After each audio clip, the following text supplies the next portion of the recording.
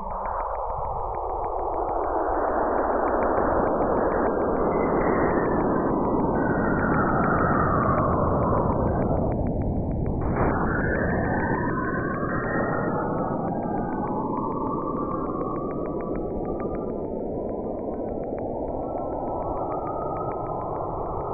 this is Greg Allison with Galactic Greg's coming to you on a very momentous day in the 30th of May, 2020, because today Americans returned Americans to orbit from American soil on an American rocket for the first time in almost 9 years, saving 2 months and 9 days since on the 8th of July 2009 when we launched the last space shuttle flight.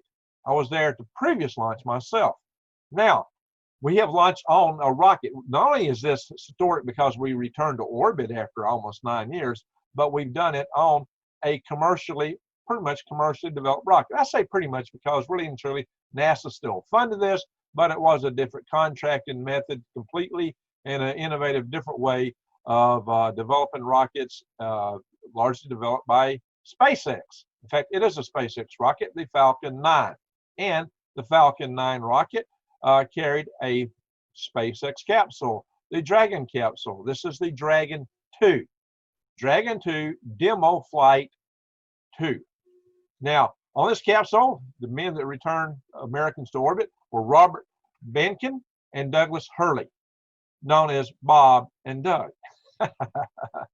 And Bob and Doug are old friends and have both been veterans of the space shuttle program, each having flown more than once. We have a new way to get to space. This is through commercial contracting. Not only that, but SpaceX plans to use this rocket and is free to use the rocket, and of course Falcon 9 is their rocket, and the Dragon capsule for other purposes because it's still their property. And they plan to use it to continue flights to ISS, and they plan to use it for space tourism. Space Adventures is wanting to contract the use of this rocket for orbital tourism in space. So we really are entering a new age. And Axiom Space, which plans to build a private space station, is planning to use this rocket. So whether or not we get success anytime soon with Starship that SpaceX is currently developing, we now have a way to get into space. And we're still anxiously waiting their arrival at ISS. And when they arrive at ISS, which will be tomorrow morning, this will be a very momentous occasion. We've got to watch this and see how it all folds out because we want to make sure they can get there, get docked, and get home safely after this mission. Once these guys are back on the ground, you can rest much more easily because space is dangerous. Space is risky. And every step of the way, there's things that can go wrong. You just have to bear these things in mind. So what happens when they get to the space station? Well, when they get to the space station, it is intended for the space station to capture the Dragon Demo 2 with the Space Station Remote Manipulating System, SSRMS.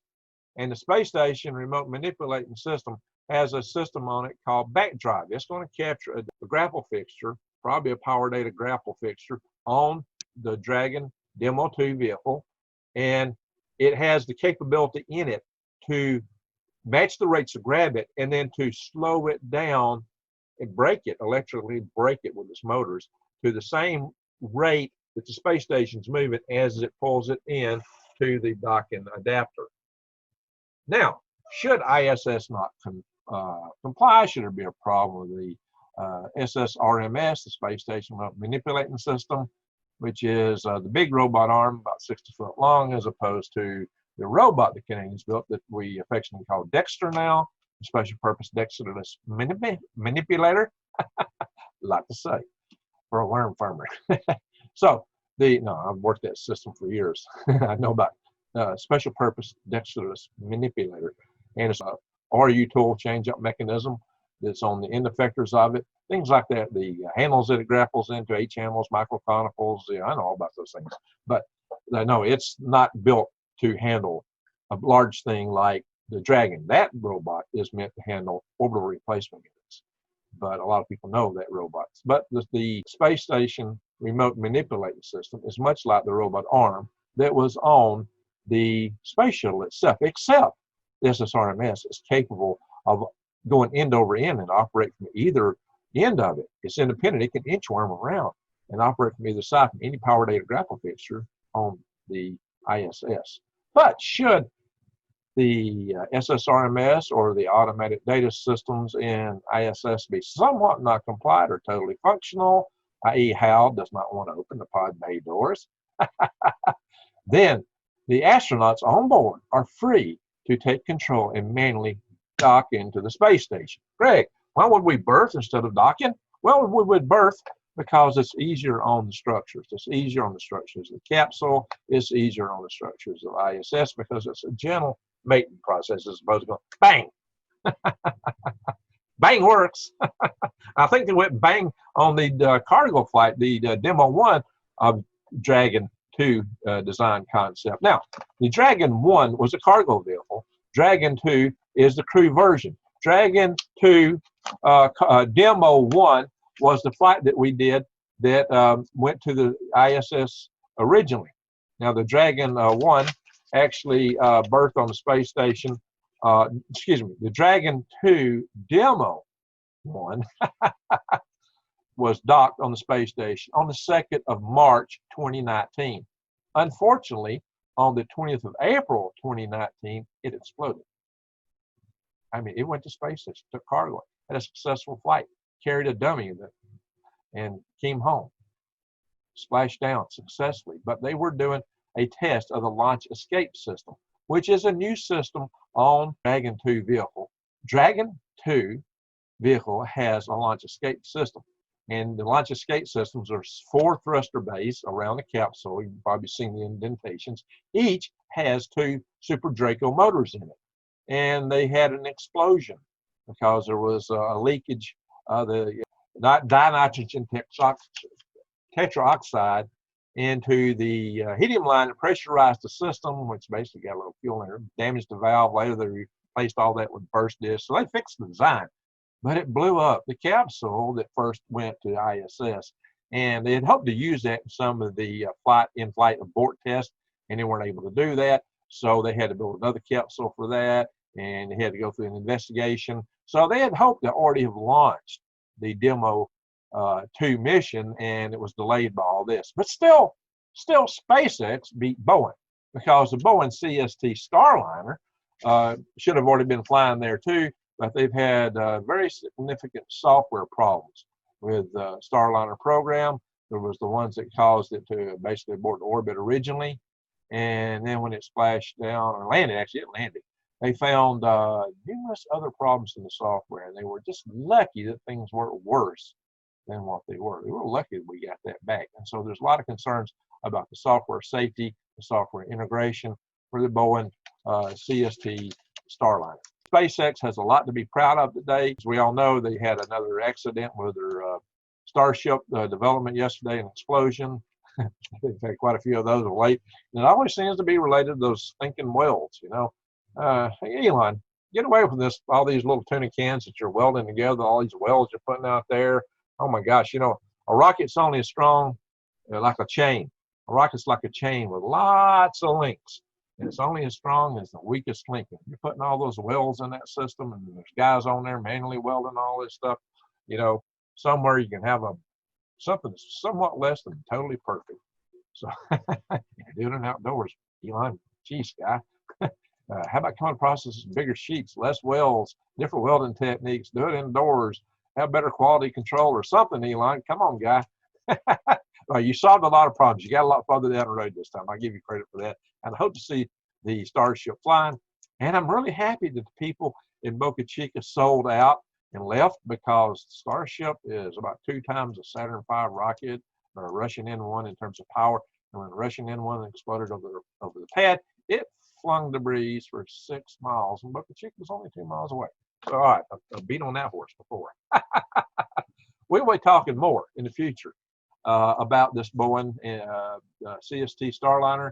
I'm going to talk to you more about, I'm going to come back when we dock the space station and give you a lowdown on the berthing or docking, whichever the case may be. We shall see. Well, how let the guys in. So I had a little fun. You know, I saw the photograph of Bob Benkin. I saw the photograph of him with his spacesuit, this SpaceX spacesuit, and he looked real snazzy in that photograph. I blew it up a bunch, but it reminded me of the photograph of the astronauts from the movie 2001 Space Odyssey, in which they're begging to get in. David Bowman was basically saying, Hal, open the pod bay doors. Now, they don't let him in. But he got in. And so can the astronauts with the Dragon, because they can dock if necessary. But I just thought that was kind of funny. And so I decided to have a little fun with it. My thumbnail picture that I've used on this video. We got a lot to celebrate today, because today is the day we return Americans to orbit. I'm going to do a little video in here, just a replay of the events. I hope you enjoy that. And I'll keep you abreast of what's coming up. It's been a while since I've done a video on this channel. People probably wonder what's happened to me. My dad died. My brother died. I'm just here to tell you that I've had a hard time, but I'm coming back. I've had other things I've had to deal with. I've had some big emergencies. Hey, it's Galactic Greg and Green Greg had to shut his worm farm down. It was just too intense for a short period. I mean, for sending the product out. So I'm going to be back. I'm going to do more videos. I've had video ready to go for some time. I've just not done the final editing on for a talk and other topics I wanted to cover. I wanted to cover Apollo 13 during the anniversary, the 50th anniversary, because I had worked for twice Fred Hayes, who was on board, intending to be the lunar module pilot. Lunar module is what saved that crew. And I didn't get to cover it during the anniversary. However, I do have some unique perspective to share with you about that flight. And that is the perspective of lessons not learned. We always talk about lessons learned with these accidents. Well, my friends, there was a very huge lesson that, in my humble opinion, I feel like we did not learn. I feel like we have made mistakes that we should have known better than, that this mission should be a warning bell about, and there's things to be done in the future differently. And hopefully we will learn them differently and pay heed for future manned spaceflight missions. So I'm going to talk about that from a system safety, from an avionics system safety standpoint. So stay tuned for that talk. I'm going to come back not as an anniversary talk, but as what we need to do for system safety, lessons not learned from Apollo 13. I'm going to do a lot more Galactic Grades videos. I'm going to try to get back on board and get this train rolling again. So I apologize for my time that I've had to lay out on this. I appreciate your support. A lot of you stayed with me. Anyway, I thank you for that. You can support my channel by clicking the links below. They're pertaining to my Green Greg's channel, but I'll get more space content involved in that down the road. Because, you know, I do wear two hats. I am Green Greg's and Galactic Greg's. See, I do wax green. And I can be spacey too. And unlike a lot of your other channels who have people in correspondence and this and that, I am a space engineer. I have a long career in space system development. I have a lot of my design flying up on ISS that's been up there for a long time. 20 years. I got my fingers all over the ISS and other things. I've been involved in rocket development, developing rocket technology that's is still in the cutting edge of a lot of our space development today. So Greg Allison also has been a space policy worker. I have been chairman of the policy committee of the National Space Society for 10 years, once upon a time. That's been like 10 years ago. I tell you this because I've posted videos on some of the channels, some SpaceX related channels, and somebody said, "He's just Johnny come lately." Well, fellas, I'm gonna tell you something. I got plenty to pack. I am no Johnny come lately. Just because I might post a video a little later than someone else. Let me tell you something. I've got the heat behind me. I've been there, done that. I have done rockets. I've taken my risk. I've started my own new space company. I was the only guy that made a launch attempt under the rules for the CATS prize. I've been involved in the X prize. And a lot of my fingerprints are also in the engines that Spaceship One used. I can go over that in more detail in the future. I've been quite involved. I was in a Google Lunar X Prize group. And I even traveled to Russia So I am no Johnny come lately. Yeah, I had somebody's attacked me with that kind of a notion. And you just don't know me, and you've not really been around space long. If you'd been in space activism for some time, you would know Greg Allison. I've done a lot, and I will do some more. So don't want to beat on that horn. It's just, hey, if you think I've not been around and you want to see somebody else that's kind of a journalist, guy, have at it. I got firepower. I've been here. I've done that. I've got the experience. When I talk, I talk. You should be like E.F. Hutton. You need to listen when I tell you something about space.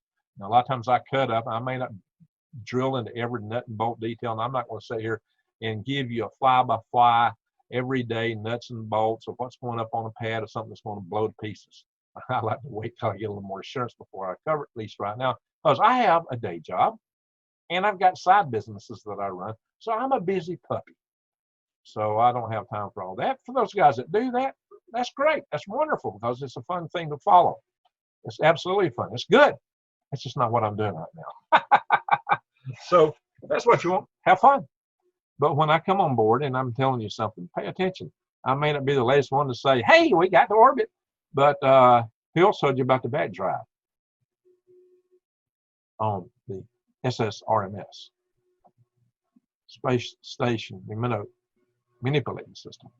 All right, so there'll be more to come. I know Space Station, and I actually know a few other systems in space. So we'll have some fun here. Please watch my continuation in this video because I'm going to show you the highlights of the mission itself, where I recorded it, and have fun. Please, if you've not subscribed to my channel, subscribe to my channel, bang the update notification bell, click all so that you get all the notifications from my future videos. And check out my habitat, Mars habitat video. Yeah, I have my own Martian habitat concept, but it's also a habitat that'll work on Earth or anywhere, the moon, the various variations of that. So, and I'm planning to build a prototype real soon. So, Galactic Gregs and Green Gregs are going to be working together on this. Have fun, enjoy the video, and catch up with you later. Hello, this is Greg Allison from Galactic Gregs. 1 minute, less than 1 minute to launch. 45 seconds to launch. SpaceX Dragon. SpaceX Dragon, we're go for launch, like this handle.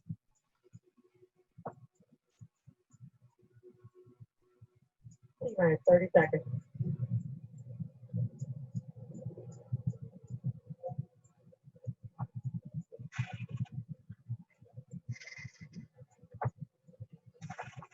Stage 1 tanks pressing for flight. T-minus 15 seconds.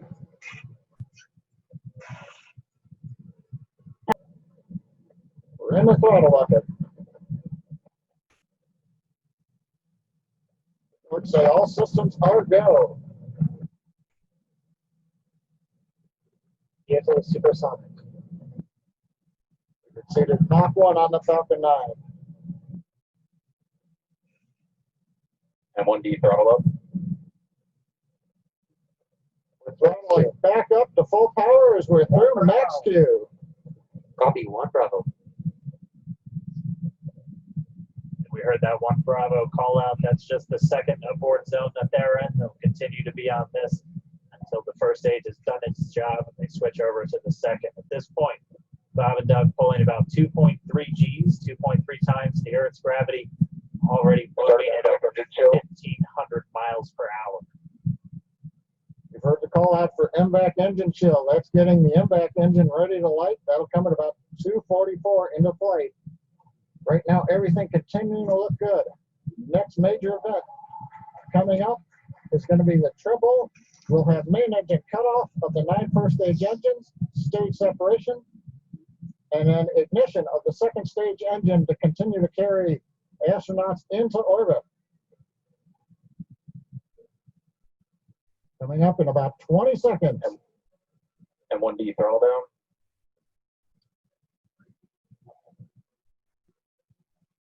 We heard we're throttling down the Merlin engines on the first stage.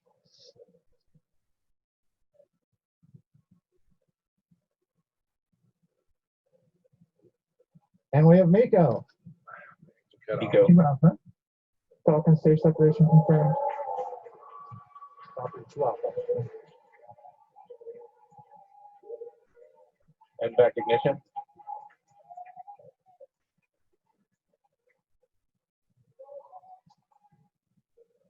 All right, we have stage separation confirmed. The first stage beginning its flight back. The second stage being powered by that single Merlin 1D vacuum engine has ignited and is now carrying Bob and Doug into orbit.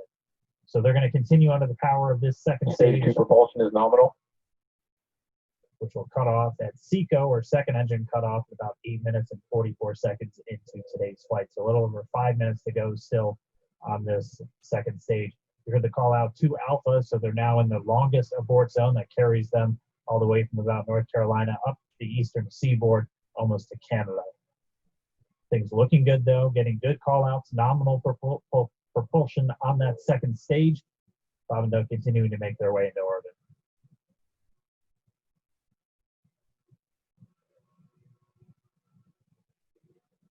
Dragon SpaceX nominal trajectory.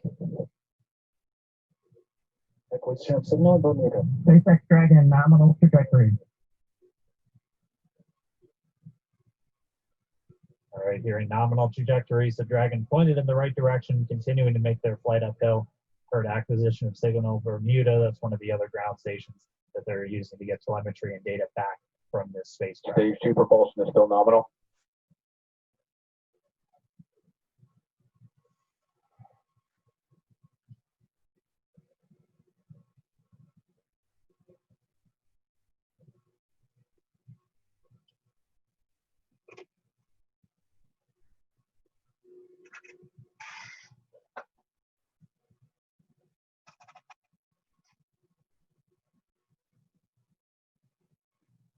A little over 4 minutes, 40 seconds into the flight.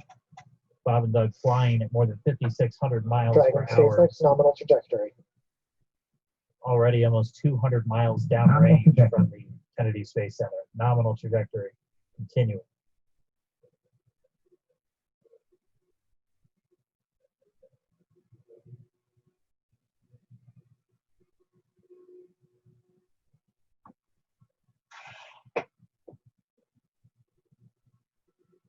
And while they continue up, it looks like we are getting a view of the first stage as well.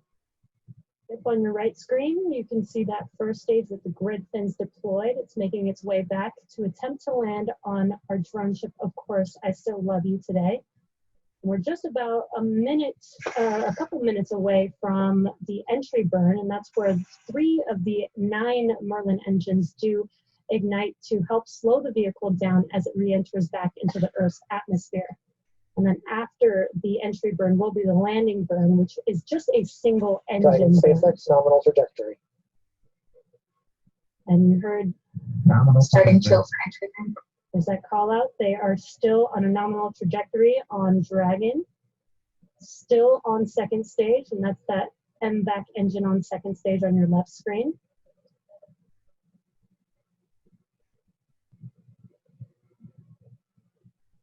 Again, on your right screen is that first stage booster coming back towards our drone ship, Of Course, I Still Love You. We're about a minute away from entry burn. Meanwhile, that second stage continuing to power Dragon into orbit. Again, if you're keeping an eye on that timer, that's going to continue to burn until 8 minutes and 44 seconds into flight. So a little over 2 minutes from now, we'll hear the call out SECO. It'll then be a little Stage 2 propulsion is still good. a little over 3 minutes until Dragon physically separates from the second stage of the Falcon 9 after the upper Dragon stage gets a SpaceX chance. nominal trajectory. Dragon copy, nominal trajectory. Continuing to check in with Bob and Doug as they are on a nominal trajectory. Just about 10 seconds away from that first stage, starting that entry burn on your right screen. You should be able to see that view live. Stage 1 entry burn started.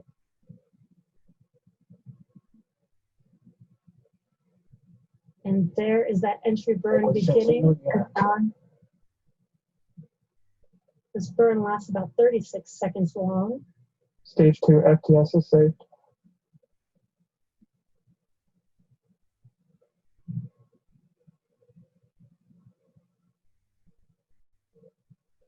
That entry burn continues. We're just about a minute away from Chica. We'll have a number of events all happen in rapid succession.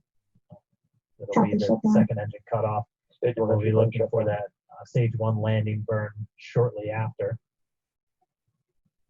Actually, just within a few seconds of each other. It's such a cool view on your left screen, seeing Bob and Doug on Dragon. Right now you can see the displays that they are seeing right now themselves. Terminal guidance. And back to all stuff. We are coming up 25 seconds or so away from SECO, or second engine cutoff. This is also the point where Bob and Doug are experiencing their highest G-force. We're seeing the counter tick up to right about 1.8. Copy Shannon. You heard Shannon, so that just means they're in their final abort zones. If they were to abort at this point, it would either be in abort to orbit or to land off the coast of Ireland. Standing by for second Stage 1 landing start. confirmation. And back to all stuff. And back shut down. Stage 1 landing. Confirmation of SECO's second engine cutoff. Now we are waiting for our first stage to make its way to our drone ship, of course, I still love you. Dragon SpaceX nominal orbital insertion. It's confirmation is nominal orbital Dragon insertion. Nominal orbital insertion. And what you're seeing on your screen is a live view of our drone ship, where our first stage will be coming down. Looks like we lost that live view, but we'll wait for confirmation of that landing shortly here. Falcon 9 first stage successfully landed. And there you can see on your screen, Falcon 9 has landed. This is the first Falcon 9 to carry humans to orbit, so very exciting for us. And before separation, before Dragon initiates separation from the second stage, they do make sure to they do ensure that the vehicle is not spinning and it is in good condition before we separate. That's right. The upper stage does small attitude maneuvers. His hands are cold gas floating thrusters upwards in built front into of the rocket body This is itself. his rest position at 0G. So it's not just the floating Exactly. So level, we do expect that separation to occur Brontosaurus about a toy. minute from now, but whatever that was. they do wait until they have full confirmation that Float. it is ready to separate. Such cool views. I cannot get over this view that we are seeing right now. Bob and Doug on the right screen inside of Crew Dragon out in space. Out the Yeah, console. already How 200 modern is the kilometers over planet Sleep. Earth, or a Sleep little mission over control. 124 miles, traveling in excess of 2,700 meters, 27,000 meters per second, or about 16,000 miles per hour. such sleek spacesuits? Again, we're just standing by. That separation event should be coming up shortly, and they'll begin a series of checks on the Draco thrusters that are going to be used to maneuver Bob and Doug into orbit. I mean, this is a day. This is a historical day. This is us kicking off that new era of spaceflight that we've all been talking about and longing for since the space shuttle program came to an end in 2011. Yes. And the weather cooperated. Yes. Second time's a charm. Right. All right, so day for the history books. As you can see, we have lost some live signal there, but the mission still continues, and we're going to send it over to KSC to continue broadcasting live with you. Yeah, Jesse and Dan, we are just in awe over here. And I woke up this morning and looked at the weather forecast. I was like, man, we're going to be back here on Sunday, but we did it. And the room cleared out. Everybody was outside watching, and inside the lights were shaking, the cameras were shaking. Lauren came back in with tears in her eyes. This is really amazing. I can't believe it. I saw it with my own eyes. This is, I'm a little bit speechless. Just so grateful that we got them up there, and there's a lot more to go. But I'm so happy they're safe right now. I'm just so happy. Yeah, Leland, you were talking about it. It's amazing what we can do when we work together. Yes, American astronauts and American rocket from American soil, showing you what Americans can do when we come together as a team and blast Doug and Bob off to the cosmos. This this is what it's all about, and their families and everyone is working together to take them up to space safely. So I don't know what to say. That rocket fuel is still in my veins, and I want to get on the rocket. Well, it's too late now. Maybe I the next know. one. I know. But we want to go over to Daryl at OSD2.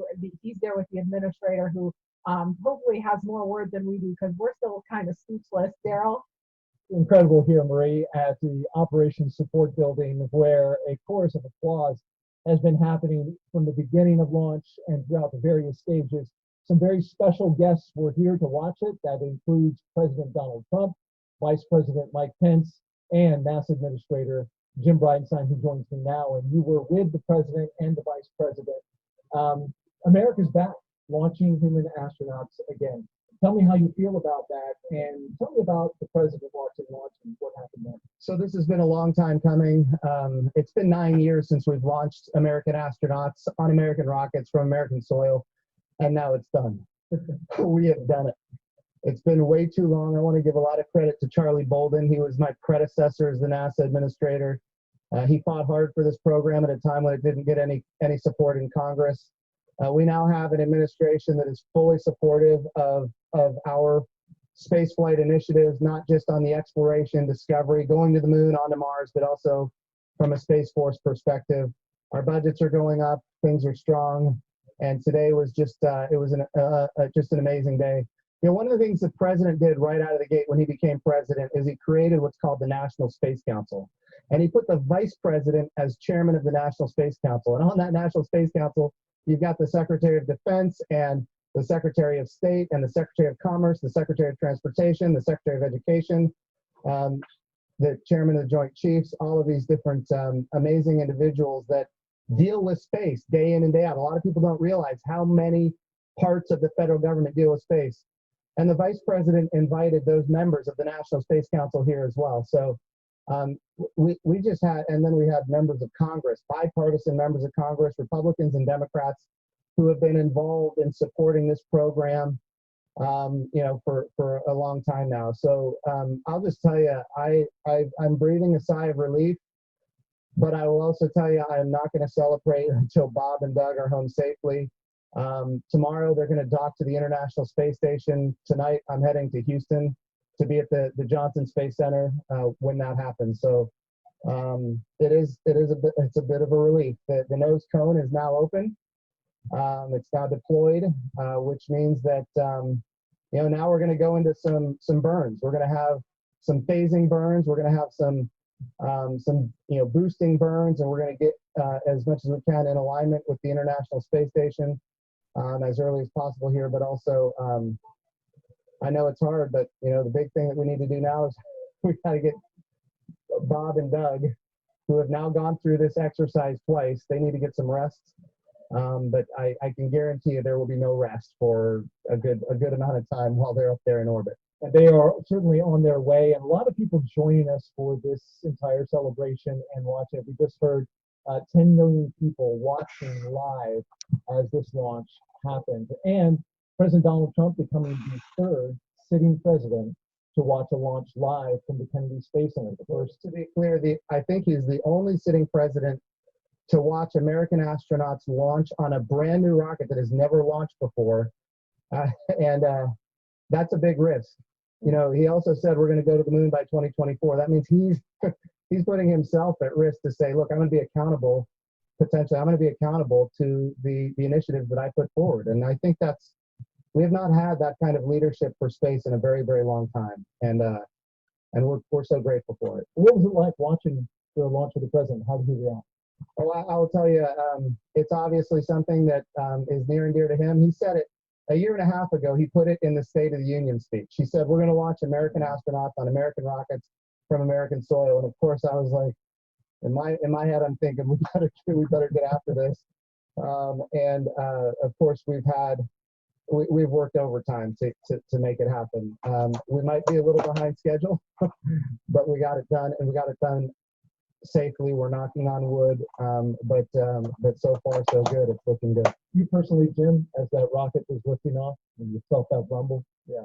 What'd you feel? What'd you experience? Well, I was praying. I'm not going to lie to you. I was praying. I was praying for Bob and Doug. I was praying for their families. I was praying for their safe return, even though they're just going. But man, I'll tell you, it was, I've heard that rumble before, but it's a whole different feeling when you've got your own team on that rocket. And they are our team. They are America's team. This is Launch America. This is everything that America has to offer in its purest form. And times are tough right now. There is no doubt. We've got the coronavirus pandemic. We have other challenges as a country. But I hope this moment in time is an opportunity for everybody to reflect on humanity and what we can do when we work together, when we strive and when we achieve. And if this can inspire a young child to become the next Elon Musk or the next Jeff Bezos or the next Sir Richard Branson, then that's what this is all about. Or the next Jim Bridenstine.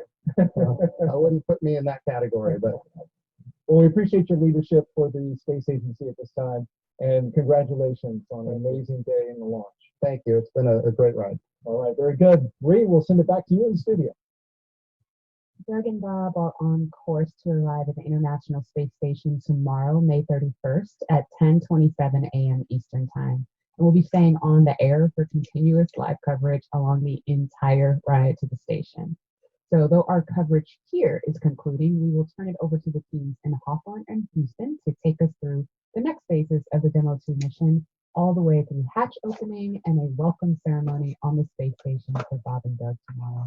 That's right. And as you follow along, we invite you to tune into a post-launch news conference that's happening here at 6:30 this evening Eastern Time on NASA TV. We'll have NASA and SpaceX leaders here to take questions live on this unprecedented achievement in human spaceflight. And in addition to NASA TV, you can follow along always on Twitter at @NASA and nasa.gov for mission updates as it progresses. Here now are highlights from the mission so far. May 30th, 2020. Remember this day. You'll have this memory forever. The day America returned astronauts to orbit from U.S. soil.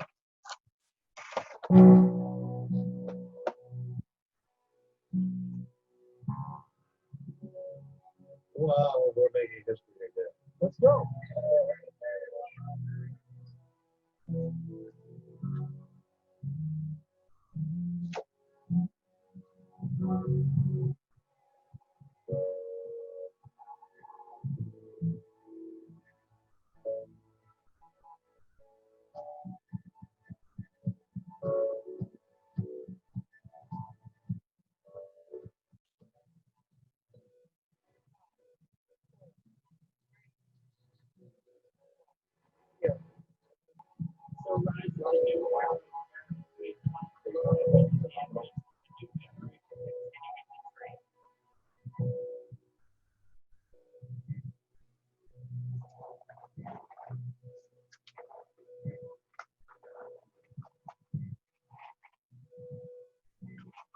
Okay, that's awesome.